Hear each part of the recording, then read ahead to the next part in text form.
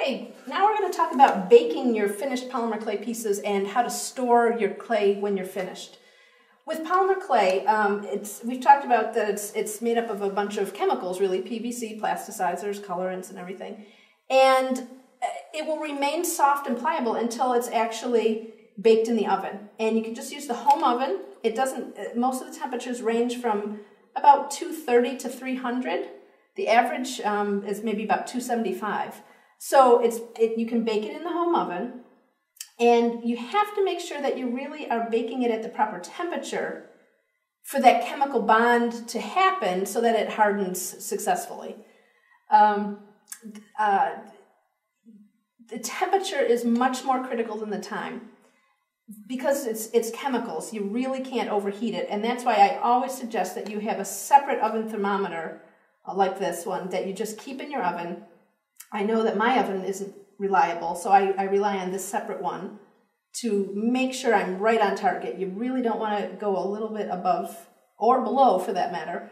If you go below the recommended temperature, the correct bond will not happen. So you don't want to go above, you don't want to go below, so it's critical. Time is not as critical. You could actually lower the temperature a little bit and extend the baking time for some of the brands of clay, and it would still be a successful bond. But temperature, I will keep telling you, is the critical thing. You need to bake on some surface. A lot of people just take an old cookie tray. Remember, if any polymer clay touches the surface here, the metal surface, it will actually leave a shiny spot. So you want to cover it with either just plain white paper. Parchment is a great thing to just cover your whole tray with, and you can reuse that several times. And then you won't have a shiny spot on your piece when you use the parchment.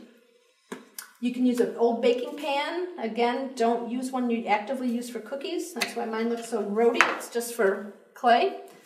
You can also bake on a tile, which is a great surface. Remember, again, though, it's going to have a shiny surface if you go straight on here. Sometimes that's fine, though. You can also use tempered glass, can go in the oven. As long as it's something that'll withstand the temperature in the oven, then you're okay to bake on it. Again, please follow the manufacturer's recommended temperature.